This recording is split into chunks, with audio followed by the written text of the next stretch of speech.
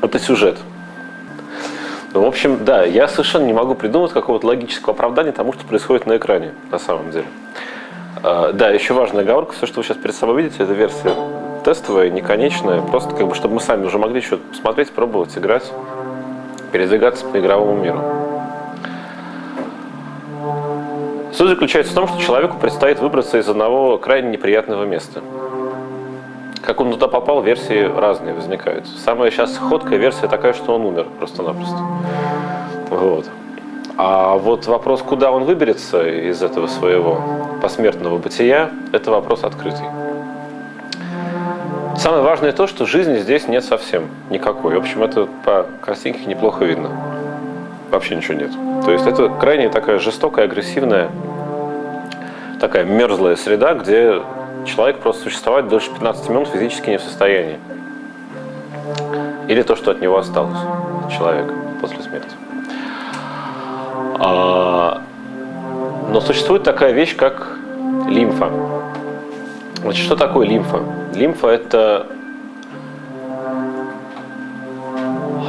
ну, можно сказать, что это там вещество, что это некая неоткрытая субстанция, наглядно видная. Но лимфа – это то, без чего невозможно жить. В общем, вот так вот. То, без чего, собственно, жизнь делается не жизнью, а банальным существованием, поддержанием тела в растительной форме. Чего вы смеетесь? Давид. Ну чего ты хохочешь-то? Чего, неправильно рассказываю? Сейчас ты будешь.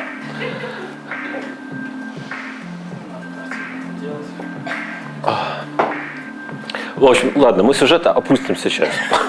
Мы про него говорить не будем. Это никому не интересно, на самом деле, особенно. Давай я лучше по технике сейчас скажу. Значит, это survival. То есть жанр этой игры — это survival. То есть вот такой классический выживательный как бы квест. Но это survival не хоррор, как сейчас такое принято, вот модное сочетание, да, survival horror. Это не хоррор. Хотя игра, в общем, тяжелая, трудная такая. Но основное дело, которым игроку предстоит в этой игре заниматься, это выживать. Постоянно, каждую минуту ему надо заниматься только тем, чтобы постоянно жить. Это основное занятие. То есть жить ужасно сложно. Попав в этот мир, вот будучи там как бы одной из немногих пока еще живых таких вот личностей, их там буквально по пальцам можно пересчитать, он понимает, что как бы мир стремительно у него из-под ног этот уходит, что он заканчивается, потому что объем лимфы в мире, он ограничен. Ограничен объем лимфы в нем. То есть он сам по себе, вот он ничто, это такая вот какая-то уже такая почти эфемерная субстанция, которая ценна только тем, поскольку в ней какая-то лимфа еще содержится.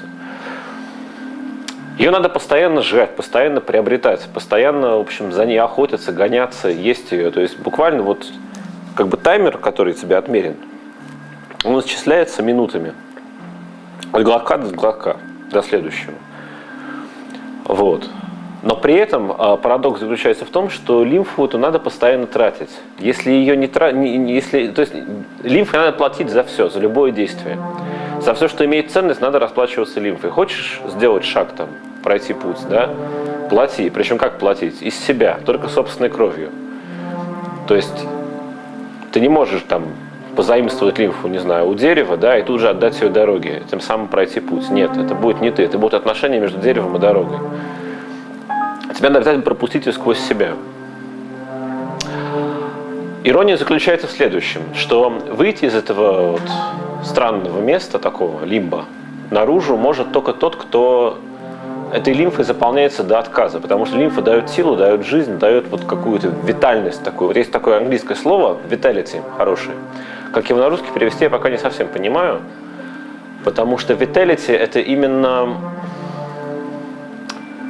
способность жить активно, понимаешь, деятельно. Вот это какая-то, в ней заключается такая какая-то бьющаяся, кипучая энергия, пульс такой, вот, собственно, который надо постоянно поддерживать в нужном тонусе.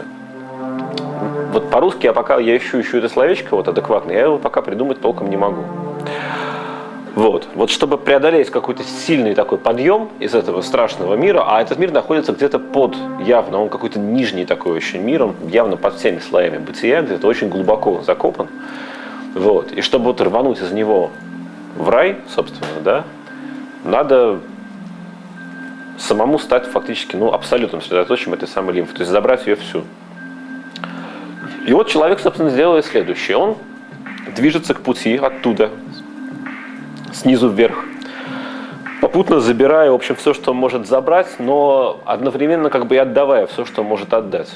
Потому что, как я уже сказал, ты ничего не можешь сделать, не заплатив за это собственной кровью, фактически, вот так. И он начинает двигаться наружу.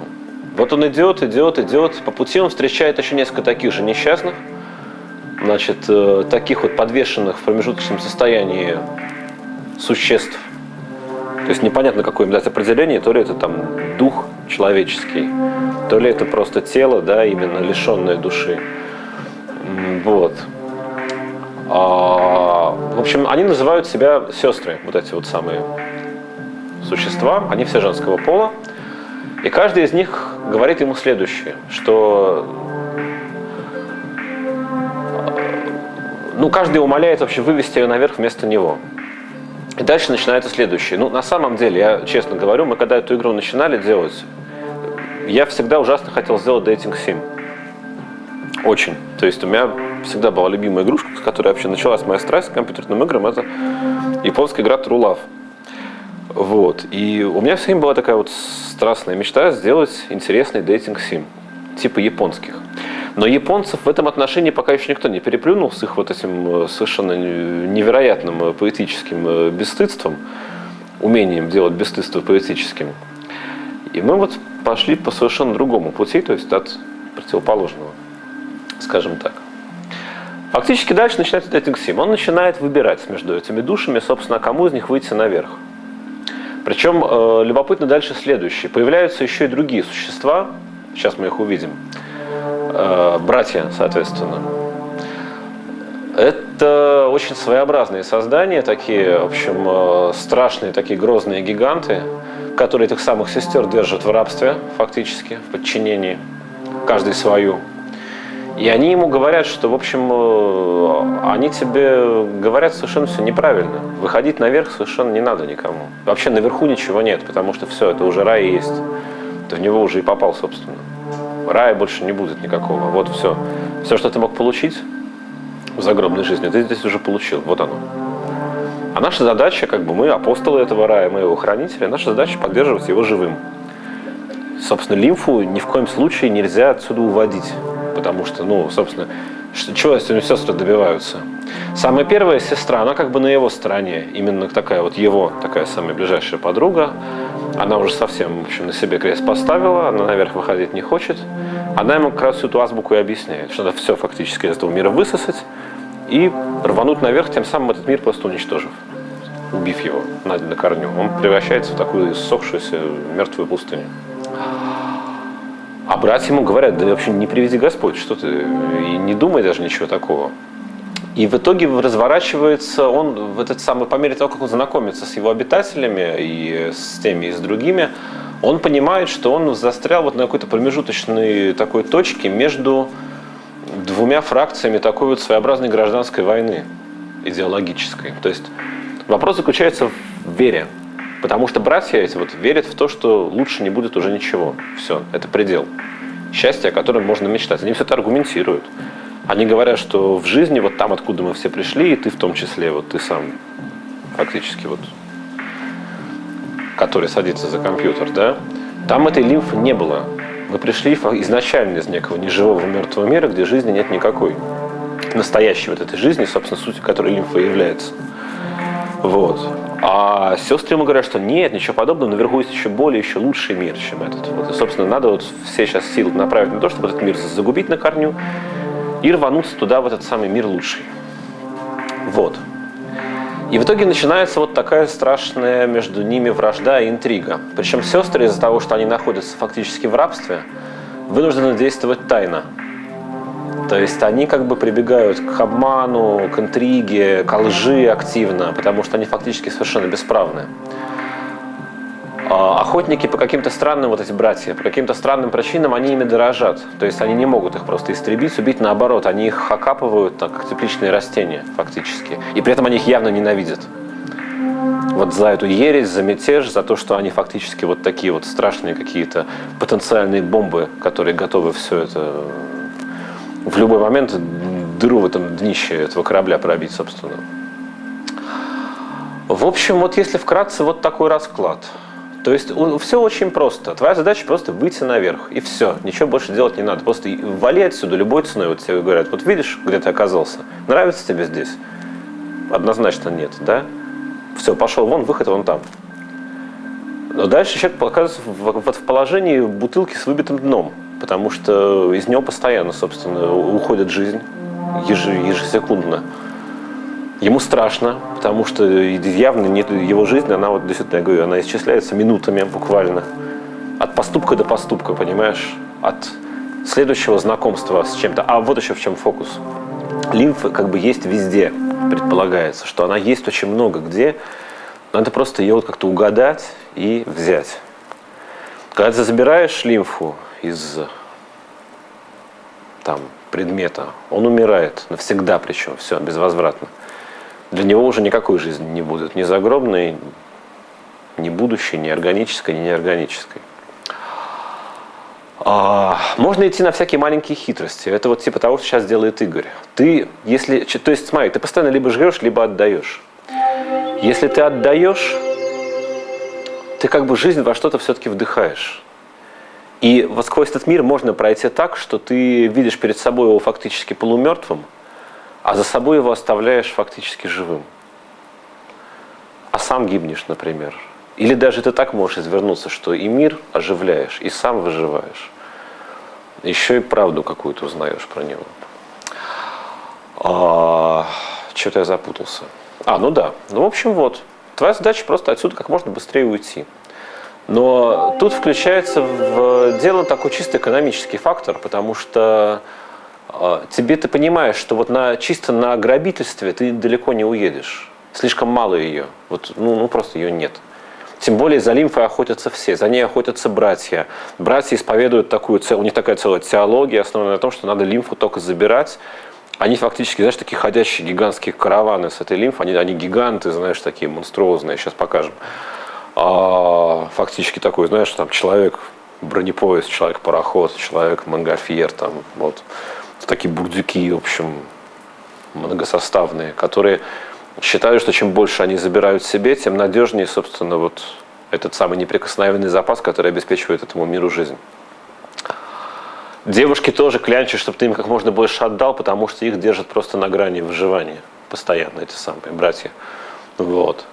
То есть они требуют, чтобы ты с ними расплачивался лимфой там, за информацию, за правду и за всякие другие радости небольшие. Вот. И ты, в общем, постепенно понимаешь, что чем больше ты отдаешь, тем больше отдача. Как с деньгами, да, вложил куда-то. Может быть, и не сразу, то есть сейчас, да, ты ощущаешь некую явную потерю, утрату, слабость, да, но через там вот некоторое время оно тебе отдастся. Вот. То есть тебе надо постоянно отдавать, к сожалению. И вот ты постоянно как бы проходишь этот мир, вот, балансируя вот на этих качелях с очень большой амплитудой. Взять или отдать, взять или отдать.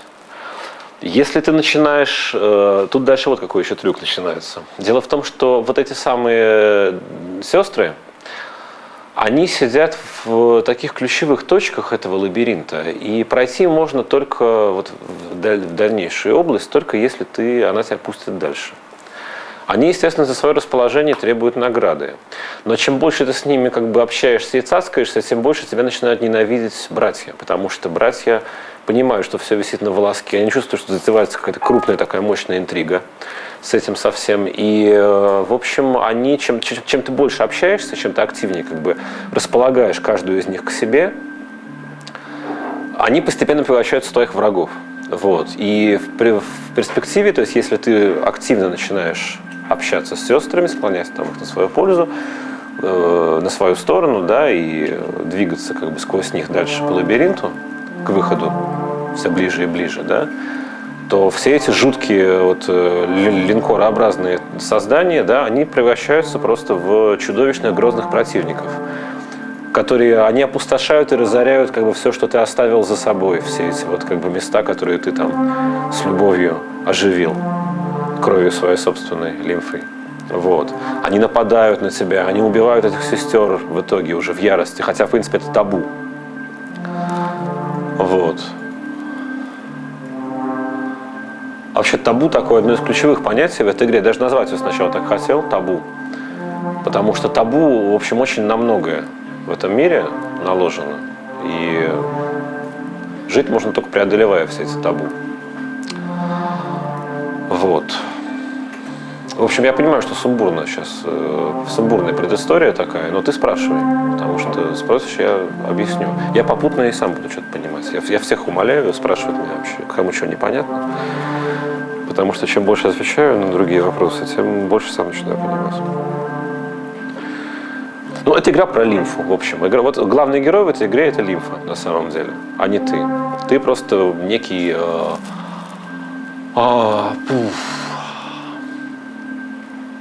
шлюз, через который все это проходит, этот поток. Из мира в мир, понимаешь?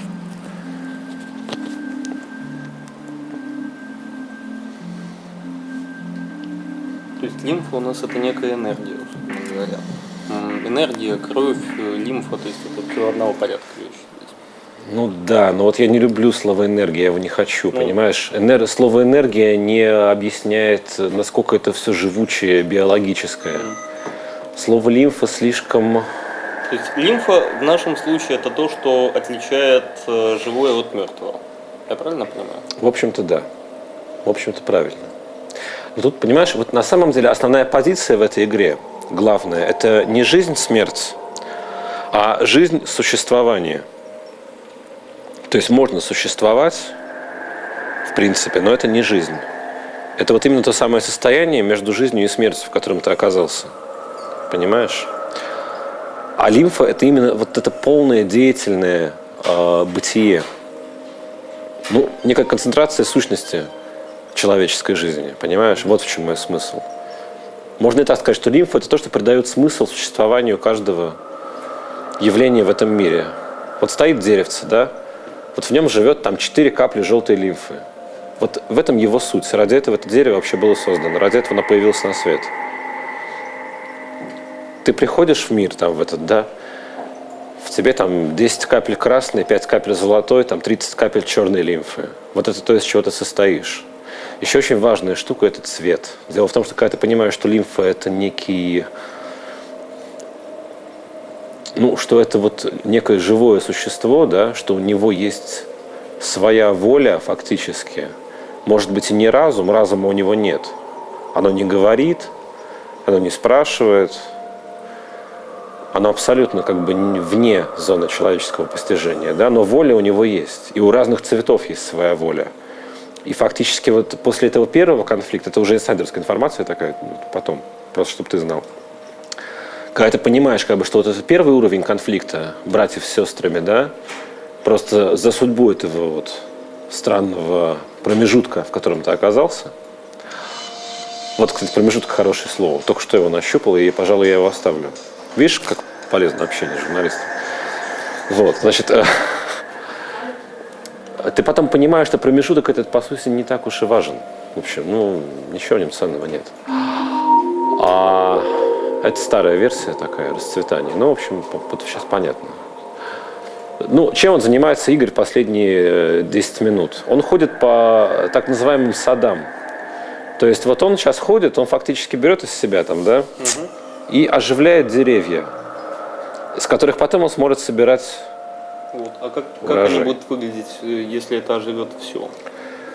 Ну вот раньше, когда мы были в сером саду, вот цвет был такой довольно наглядный. Или как бы там земля, небо. Все, на самом деле все можно меняется.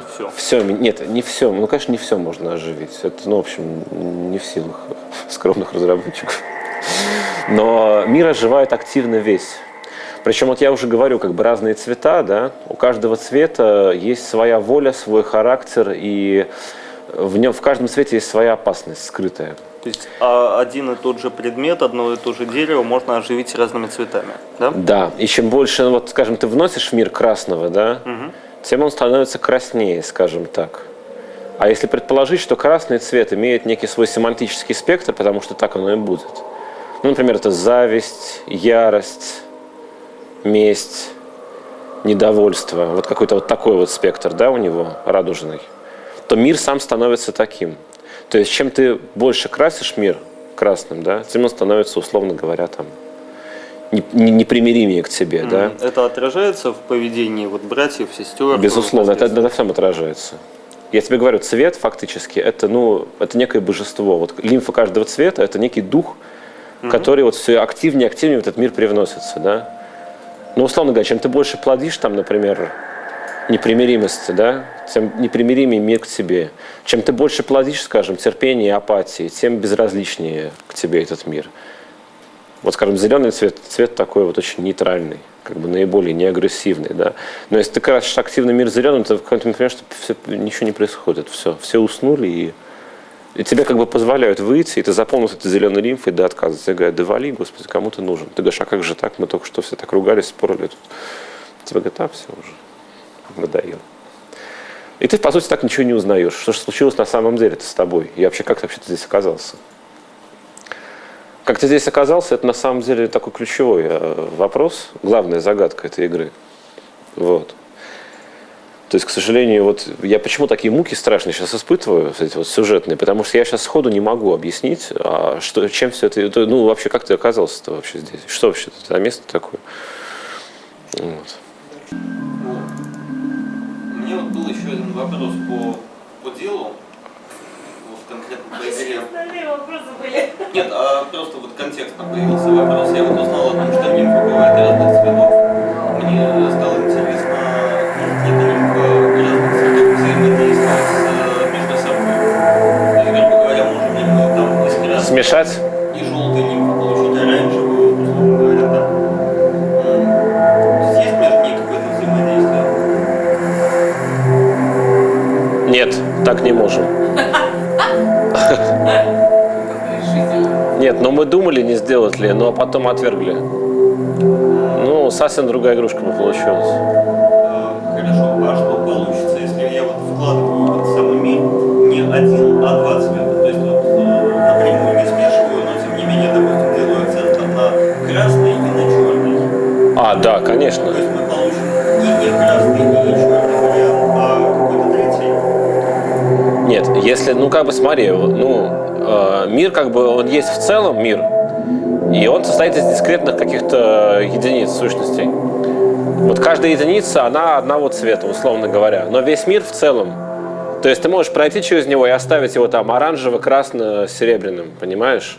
И он станет вот таким по характеру. Сейчас я зверюшку покажу потом. А самого персонажа, кстати, увидеть можно или нет? Нет. Ну, только вот в теле, в камере обскуре. Но он будет не такой, как сейчас. Сейчас просто взяли модель как бы от балды. Как бы вида от третьего лица здесь не будет? Нет, нет, нет. Нет. Вот я просто, знаешь, как-то я аллергически не приемлю вид от третьего лица. Ну, не могу, не знаю почему. А будут ли видны какие-то его части? То есть, Рук нет, тоже нет, нет, нет.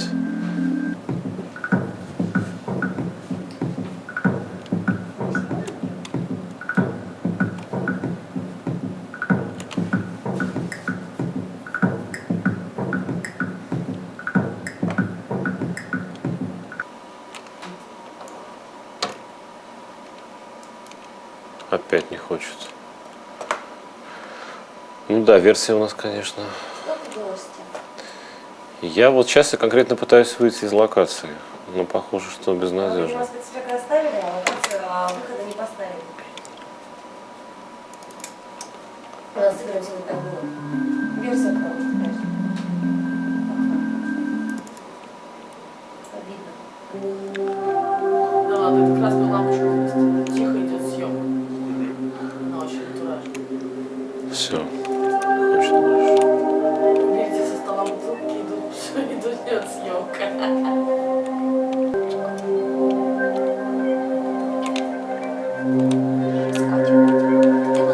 Да.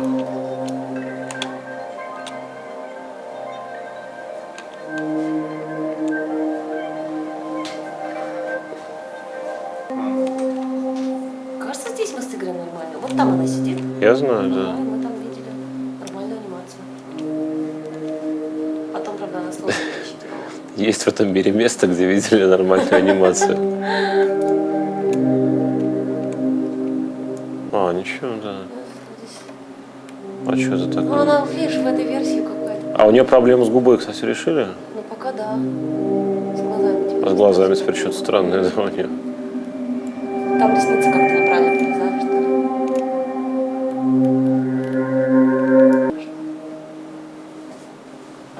Ну, вот, если честно. А, ну это чужие анимации у нее, Потому конечно. что к ней привязали анимации танкиста. Танкистки? Да. Это кто ее так назвал? Небе обнаружено. Можно попробовать? Вот Мне она... нравится, когда она его подбрасывает. Тут представляешь? можешь набирать. Там что, еще и мячик есть? Нет, просто А когда ну, появляется интерфейс? Ну, когда новый будет?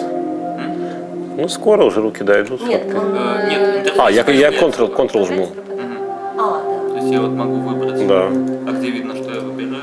Ну, пока не видно, извини Ну, уж. будет. Ну, конечно, будет. да. А, мы Я сыграем пытаюсь сегодня, просто наверное. понять, может я не так? Нет, оно набирается, просто на курсоре, курсор не сыплется. И надо альфу Наверное, нарисовать. нужно нарисовать альфу. А ты ее заливаешь лимфой просто. Сейчас. Не распознал. Аккуратнее рисуй.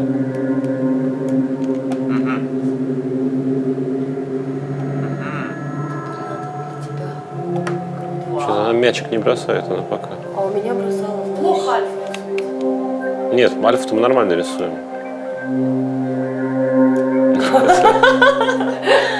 О, нарисуй. А что будет Надо после мне него? Разговор. Если у нее, правда, есть это. Есть извечно предопределенный Господи. проведением порядок, благодаря которому все идет как положено по заранее предначертанному пути. Откуда мы взяли это? Ты из Мора. Скоро же, Да. Ой. Слушай, а еще что-нибудь скажет, погоди. Это я рад наверняка прикололся, конечно же. Либо сам Игорь просто повязал. А Z это...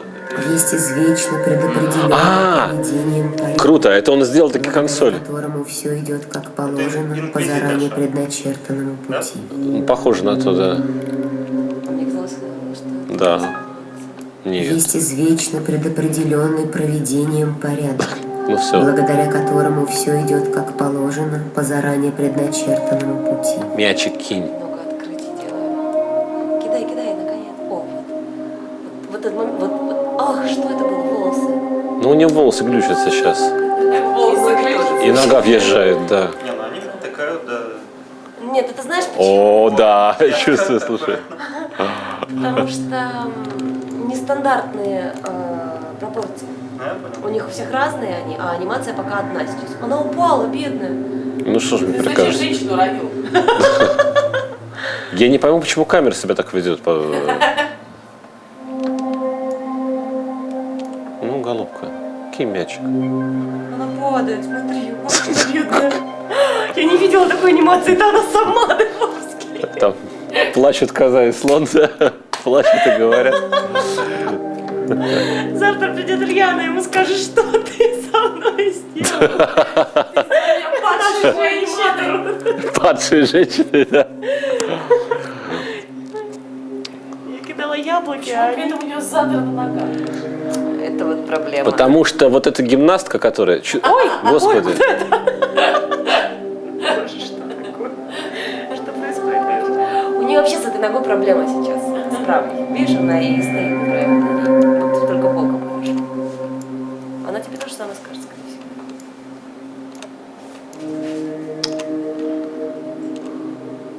Есть извечно предопределенный проведением порядок, Ой, благодаря которому все идет как положено по заранее предначертанному пути. я что-то не могу никак с камерой нормально обходиться. Ух ты. Этого я не видела. Мне очень нравится, как подтягиваются те девушки. А что она ходит-то? Она должна на месте стоять. Ты куда, голубка?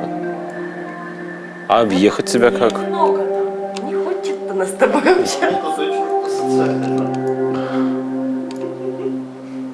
Полосочка У появилась. вас есть собачок. От нее почти у меня. Бак. Это ж... Слушай, просто бей его за это. На самом деле, потому Надо что его это самое, он хороший. Нельзя. он не нельзя. хороший, Нельзя. он подлизывается, потому что. Ну, классно. Нет, в этом ничего классного нет. Извини, это ж пес, а не кот.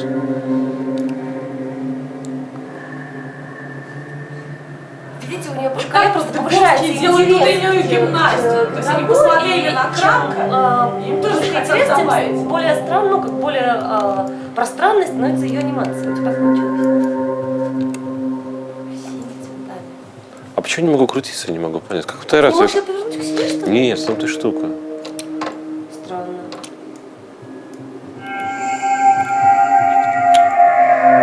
Не хочет. На кого-то из братьев можно будет посмотреть? Да, сейчас покажем. А он не повернул. Я просто объехал вокруг нее, на самом деле. Ну и все. Давай вообще ролик покажем. Или ты еще не показал все? А у нас охотник есть в ролике? А можно? Да, один есть, кажется. О, Господи. Потому что я понимаю лучше всего. Ну, еще что-нибудь там Ты сделал. еще хочешь, чтобы она тебя видела? Она опять собирается швыряться. И ушла из кадра. Ну, это чужие анимации просто, поэтому, да, понятно. Как бы вот сейчас все глючит, и все выглядит довольно глупо. Там есть такая девушка-солдат. Вот это как бы ее анимации. Она более компактная. Позвали ее танкистом. Танкистка.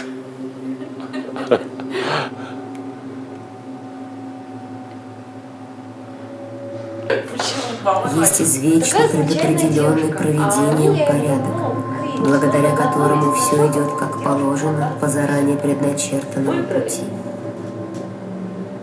Плечики узкие, груди нет, бедра Да широкие, есть у нее все, что-то.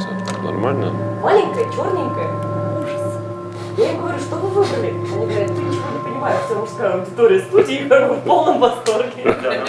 Я говорю, категорически не понимаю, конечно. Я даже спорить не хочу. Да, говорит, как это у меня ручки проходят? Надо голосом инквизиторши, чтобы она сказала, что-то у меня какая-то неродная. Да, так делаю, когда делаю, зря. Ладно, все. Да, давай. А что ролики посмотреть? Спасибо. Сейчас. Ролики, хорошо, давай ролики А я покажем. хочу дать флешку для этих роликов. Они влезут? Так, а охотников знаешь, где можно показать? Хотя, правда, они там Знаешь, Я стоящие. приготовил какие-то ролики, поэтому давай сначала посмотрим их. Если там не будет охотников, то мы еще поищем охотников где-нибудь. Хорошо, ладно, сейчас вот минуту буквально я вот загляну еще в одно место.